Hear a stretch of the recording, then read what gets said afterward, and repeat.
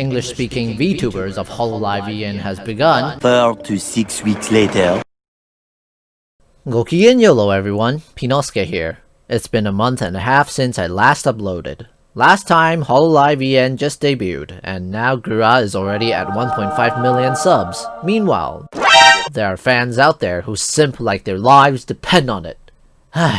When will enlightenment ever reach the dark depths that they dwell in? Let's lighten the mood with some fun facts. Did you know that in Japan, the 1st of August is known as Oppai no Hi? That's right, Japan has a day dedicated to the hopes and dreams of all human beings. The warring states of VTubers aside, this video is going to be about the group of people that helped to give them faces, and are heavily underappreciated by the community. Illustrator Artists. The first illustrator that I will introduce in this video series is a master of 2D Wait, that was weird. Anime Just let me say it!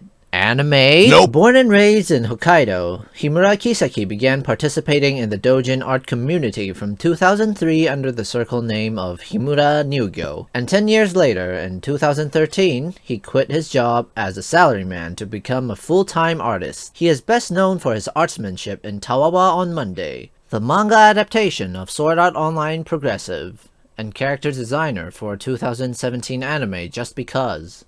Arguably, his most signature work is Tawawa on Monday, which is an illustration series he created and uploads weekly on Monday to Twitter since 23rd February in 2015. The series started out with the hashtag Getsuyo asa no shachiku shoke ni tawawa o todoke shimasu. Meaning, to all Shachiku brothers on a Monday morning, I hope these Tawawa will be delivered to you. This was the first ever Tawawa illustration posted, and up to today, there are already 302 episodes in this series. Even Himura sensei himself stated in an interview that the piece was created during his slump as he was having his creator's lows, and he never expected the series to be that popular and well received by the community. The series started off as one illustration of one female character per Monday, and it gradually evolved to one illustration that tells a short story. For example, this was the debut of the icon of the series, Ai-chan, in the 33rd episode. Back then, the representation was much more simplistic. From the 300th episode, you can see much more interaction and storytelling.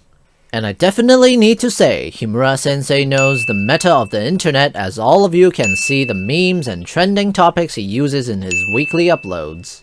Though there is no main plot, the slice of life excerpts weave many overarching storylines in the Tawawa universe, or Tawawaverse. To celebrate his achievement, Tawawa on Monday recently became a weekly serialization in Kodansha's weekly Young magazine. And no, he's not gonna stop uploading on the Twitter side either, so let us hope that Himura sensei doesn't die from overworking.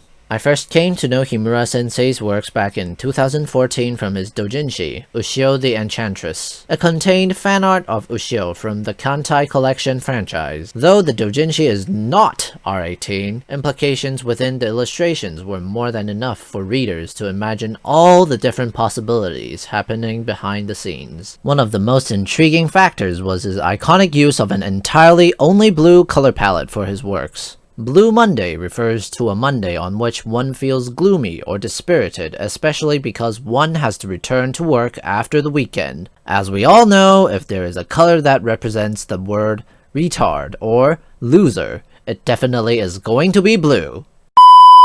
As for Himura sensei's works, he redefined the meanings of Blue Monday, and his integration of different degrees of blue has become the icon and reputation for his most famous work.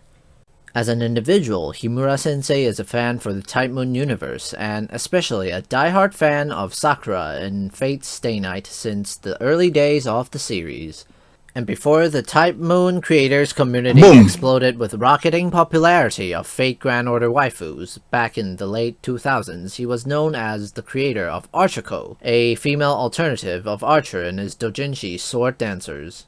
In contrast to the variety of female characters he creates, Himura sensei is actually a fan of masculine manga such as Vinland Saga and Drifters. If I can draw macho guys, then I will be able to draw anything. Pull out the muscles and inflate the fat of a man. You will get your Bishoujo character.